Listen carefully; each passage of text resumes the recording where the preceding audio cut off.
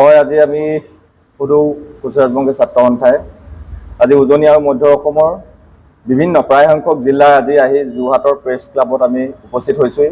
আজি আমাৰ এটা গুৰুত্বপূৰ্ণ বৈঠক হৈছিলে।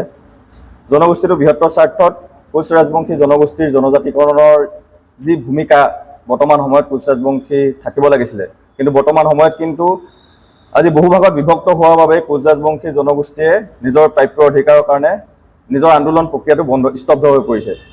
আমি উজনি মধ্য আজি ৰাইজ আজি আৰু আমাৰ আক্ৰাছু প্ৰতিনিধিসকল আমি একত্ৰিত হোৱাৰ মূল উদ্দেশ্য হৈছে যিসমূহ বিভিন্ন ভাগত বিভক্ত হৈ থকা যি আক্ৰাছু আছে সকলোৱে নিজৰ ক্ষমতাৰ কথা নিজৰ ব্যক্তিগত স্বাৰ্থ পৰিহাৰ কৰি তেওঁলোকে একেখন পতাকাৰ তলত আহি ৰাইজৰ স্বাৰ্থত জনগোষ্ঠীটো জনজাতিকৰণৰ স্বাৰ্থত তেওঁলোকে সজোৰে আমাৰ সংগ্ৰামখন আগবঢ়াই নিয়াৰ ক্ষেত্ৰত তেওঁলোকে আহিব লাগে একেখন পতাকাৰ তলত। তাৰ ওপৰত আমাৰ আজি বিভিন্ন আলোচনা হ'ল। লগতে তেওঁলোকে ডিচেম্বৰ মাহৰ আগমুহূৰ্তত যদি তেওঁলোকে এখন পতাকাৰ তলত বা একত্ৰিত হোৱাৰ কথাখিনি যদি কোনো ধৰণৰ আগ নবঢ়ায়, তেনেহ'লে কিন্তু আমি উজনি আৰু মধ্য অসমৰ কোচ ৰাজবংশীসকলে বিকল্প চিন্তা কৰিবলৈ আমি বাধ্য হ'ম। ডিচেম্বৰ মাহৰ আগমুহূৰ্তত যদি তেওঁলোকে এনেকুৱা কোনো ধৰণৰ পৰিকল্পনা নলয়, বৰ্তমান আমি আজি সভাত কিছু সিদ্ধান্ত আমি লোৱা হৈছে যে উজনি আৰু মধ্য অসমৰ প্ৰায় সংখ্যক জিলাতে আমি জনজাগৰণ সভা সজাগতা সভা আমি অনুষ্ঠিত কৰা আজি সিদ্ধান্ত লোৱা হৈছে। লগতে ইয়াৰ পাছৰ পৰ্যায়ত যদি আমি কোচ ৰাজবংশী ছাত্ৰ সন্থাই চৰকাৰৰ বিৰুদ্ধে বিভিন্ন ধৰণৰ গণতান্ত্ৰিক আন্দোলনৰ কাৰ্যসূচী আমি ল'বলৈ বাধ্য হৈছোঁ। আৰু আমি আজি সেই সিদ্ধান্তক আমি বহুখিনি সিদ্ধান্ত লোৱা হৈছে। আক্ৰাছুৰ লগত যদি ত্ৰিপাক্ষিক আলোচনা এই চৰকাৰখনে কেন্দ্ৰীয় চৰকাৰ আৰু অসম চৰকাৰ আৰু আক্ৰাছুৰ লগত যদি ত্ৰিপাক্ষিক আলোচনা তেওঁলোকে চৰকাৰখনে যদি আমাৰ প্ৰস্তাৱটো মানি নলয়, তেনেহ'লে কিন্তু আমি তীব্ৰ গণতান্ত্ৰিক আন্দোলনৰ প্ৰক্ৰিয়ালৈ আমি যাবলৈ বাধ্য হ'ম। জন্ম হ'ল আক্ৰাছু। আমি প্ৰথম পৰ্যায়ৰ পৰা আক্ৰাছুৰ লগত আমাৰ বিভিন্নজন ব্যক্তি আমাৰ উজনি মধ্যৰ প্ৰত্যেকখন জিলাতে জড়িত হৈ আছে। কিন্তু জনজাতিকৰণৰ বিষয়টোক লৈ যেতিয়াই কথা আহে তেতিয়া কেৱল অসম চৰকাৰে হওক ভাৰত চৰকাৰে হওক কেৱল নামনি কেন্দ্ৰিক জনজাতিকৰণৰ বিষয়টোক লৈ তেওঁলোকে উত্থাপন কৰি অহা আমি দেখিছোঁ।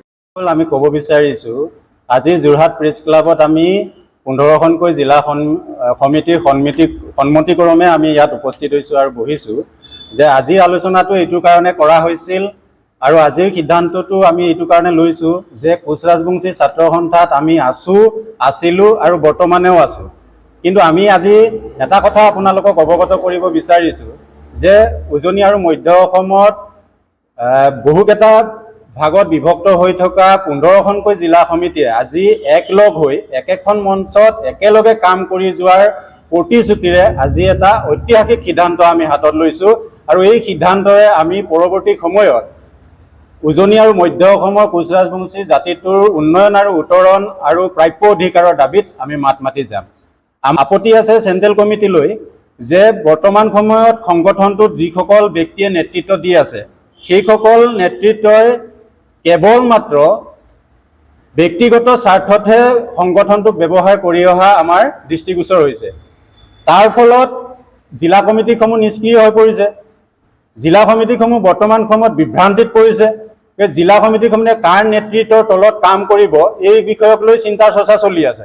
গতিকে জিলা সমিতিসমূহে এটা সিদ্ধান্ত লোৱা হৈছে যে উজনি আৰু মধ্য অসমে যে আমি নিজাববীয়াকৈ মধ্য অসম আৰু উজনি অসমৰ প্ৰতিনিধিত্ব কৰি জিলাসমূহ শক্তিশালী এটা ৰূপ দি পৰৱৰ্তী সময়ত আমি এটা কমিটি গঠনেৰে চিন্তা চৰ্চা কৰি আন্দোলনৰ কাৰ্যসূচী আগবঢ়াই লৈ যাম বুলি আমি আশা কৰিছোঁ।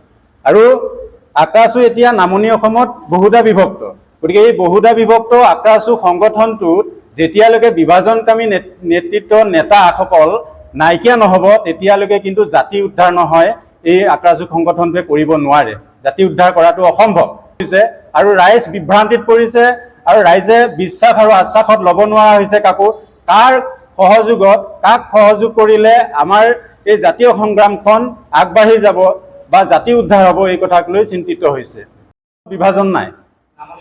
নামনি অসমত আক্ৰাছু সংগঠনটো এনেকুৱা ৰূপত বিভাজন হৈছে যে কোনোবা এজন ব্যক্তিয়ে 2খন বা 3খন জিলাৰ লগত কথা পাতি এটা গোট সৃষ্টি কৰিছে, যেনেকৈ বন্ধন গোট, চেল্ফ হেল্প গোট, কিবা গোট হৈছে, তেনেকুৱা ধৰণৰ একোটা নামাকৰণৰে আজি গোট সৃষ্টি হৈছে। কিন্তু আমি অতীতৰ পৰা বৰ্তমানলৈকে আক্ৰাছুত কাম কৰি আহিছোঁ, কিন্তু আমি বিভাজন বিচৰা নাছিলোঁ।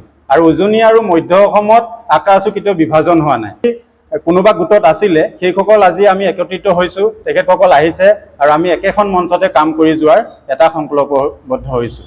মধ্য অসমত আজি একত্ৰিত হৈছোঁ, যিকেইটা গোটত বিভক্ত হৈ আছিলে, গতিকে প্ৰতিটো বিভক্ত থকা দলে যদি আমি একগোট হ'ব পাৰোঁ তেন্তে নামনি অসমত নিশ্চয় হ'ব পাৰিব। নামনি অসমত আজি আকা আচু সংগঠনটো বহুধা বিভক্ত হৈছে কেৱল মাত্ৰ পদবীৰ লোভত। আজি কিবা কোনোবা কেইটামানে গোট এটা খুলিছে, পদবীটো এৰি নিদি একত্ৰীকৰণ হ'ব পৰা নাই। গতিকে আজি ৰাইজে বিচাৰিছে একত্ৰীকৰণ। আমি উজনি আৰু মধ্য অসমে আজিৰ কথা নহয়, আজি আমি বহু বছৰ ধৰি একত্ৰীকৰণৰ কথা আহ্বান কৰি আহিছোঁ, কিন্তু একত্ৰীকৰণ নহয়। তেনে ক্ষেত্ৰত আমাৰ কাম কাজসমূহ চলাই নিবলৈ কাৰণে উজনি বা মধ্য অসমত ৰাইজক প্ৰত্যুত্তৰ দিবলৈ কাৰণে আমাৰ অসুবিধা হৈছে। গতিকে আমি এটা আজি বিশেষ সিদ্ধান্তৰে আমি আগবাঢ়িছোঁ আৰু এখন কমিটিৰে আমি আগবাঢ়ি যাম বুলি ভাবিছোঁ। আৰু এখন আমি তদৰ্থ কমিটিও আজি গঠন কৰিছোঁ। এই কমিটিখনে যিসমূহ আমি আজি সিদ্ধান্ত লৈছোঁ আজি আমাৰ মূল লক্ষ্য উদ্দেশ্যৰে, গতিকে আমাৰ মূল লক্ষ্য উদ্দেশ্য থাকিব যে উজনি আৰু মধ্য অসমৰ জাতিটোৰ প্ৰাপ্য অধিকাৰৰ দাবী, তাৰ লগতে ছাত্ৰ ছাত্ৰীৰ যি অভাৱ অভিযোগ আৰু অসমৰ বিভিন্ন সমস্যাসমূহৰ ওপৰত মাত মাতি যাব। কথা অৱগত কৰিব বিচাৰিছোঁ যে আকা আচুৰ যি লক্ষ্য আৰু উদ্দেশ্য আছিল, সেই লক্ষ্য আৰু উদ্দেশ্যৰ পৰা সম্পূৰ্ণ ফালৰি কাটি বৰ্তমান যিসকল নেতাই নেতৃত্ব দি আছে কোচ ৰাজবংশী সংগঠনটোত, তেখেতসকলে কেৱল ব্যক্তিগত স্বাৰ্থত ব্যৱহাৰ কৰি আহিছে আৰু সেই লক্ষ্য উদ্দেশ্যৰ পৰা সম্পূৰ্ণভাৱে ফালৰি কাটি সাংগঠনিক ভেটি দুৰ্বল কৰিছে। মই বৰ্তমান জিলা কমিটিৰ শোণিতপুৰ জিলাৰ সভাপতি হয়। মোৰ নাম বিক্ৰম চন্দ্ৰ দাস। আৰু এইখিনিতে মই আৰু এটা কথা ক'ব বিচাৰিছোঁ যে জনজাতিকৰণ বিষয়টোত আমাৰ মুখ্যমন্ত্ৰী হিমন্ত বিশ্ব শৰ্মালৈ আমাৰ প্ৰশ্ন আছে। আমাৰ তেখেতৰ ওপৰত এটা প্ৰশ্ন আছে যে আজি 2 বছৰ আগতে তেখেতে জনগোষ্ঠীটোৰ জনজাতিকৰণৰ প্ৰক্ৰিয়া 90% আগবাঢ়ি আছে বুলি কৈছিল, 10% বাকী আছে। গতিকে এই 10% কাম আজি 2 বছৰলৈকে তেখেতে সমাধান কৰিব নোৱাৰিলে। আৰু আমাৰ তেখেতৰ প্ৰতি প্ৰশ্ন আছে যে আৰু কেইদিনমানৰ আগতে তেখেতে উল্লেখ কৰিছে যে জনগোষ্ঠীৰ জনজাতিকৰণৰ কাম 60% আগবাঢ়ি আছে আৰু 40% বাকী আছে। গতিকে তাৰ কাৰণে আমাক 3 আৰু 4 মাহ সময় আৰু লাগিব। গতিকে এই যে তেখেতৰ টুলুঙা মন্তব্যৰে আজি ৰাজনীতি কৰি জনগোষ্ঠীটোক কেৱল ভোট বেংক হিচাপে ব্যৱহাৰ কৰি আহিছে, সেই কথা আজি ৰাইজে স্পষ্ট পাইছে। উত্তৰ দিব আহ্বান এইটো কাৰণে জনাব বিচাৰিছোঁ, এই কথাটোৱে জনাব বিচাৰিছোঁ যে আমি আপোনালোকৰ নেতৃত্বত আমি অতিষ্ঠ হৈছোঁ। আমি আপোনালোকৰ বিশ্বাসত আমি ল'ব নোৱাৰিছোঁ, আপোনালোকৰ ওপৰত আমাৰ আস্থাৰ বিশ্বাস হেৰাই গৈছে। গতিকে মই এই কথাটো জনজাতিকৰণৰ প্ৰক্ৰিয়াত এইকাৰণে টানি আনিছিলোঁ যে মুখ্যমন্ত্ৰী ডাঙৰীয়াই তেখেতে মিডিয়াৰ যোগে মন্তব্য প্ৰকাশ কৰিছে যে অবিভক্ত গোৱালপাৰা জিলাৰ জনজাতিকৰণৰ মৰ্যাদা প্ৰদান কৰিলে তাত ট্ৰাইবেল সংঘ বা আন কাৰোবাৰ আপত্তি নাই। গতিকে আমি এটা কথা ক'ব বিচাৰিছোঁ যে কাৰো অধিকাৰ খৰ্ব নকৰাকৈ আমাক জনজাতিকৰণ প্ৰক্ৰিয়া দিয়ক, কাৰোবাৰ অধিকাৰ খৰ্ব কৰি আমাক জনজাতিকৰণ দিয়ক বুলি আমি কোৱা নাই। জনজাতিকৰণৰ আন্দোলনৰ কাৰ্যসূচীত আমি সমগ্ৰ অসমত থকা কোচ ৰাজবংশী জাতিটোৱে অংশগ্ৰহণ কৰিছোঁ, সংগ্ৰাম একেলগে কৰিছোঁ। কিন্তু আমি ক'ব বিচাৰিছোঁ যে জনজাতিকৰণ দিলে সমগ্ৰ অসমত বসবাস কৰা কোচ ৰাজবংশী জাতিটোক জনজাতিকৰণ দিব লাগিব।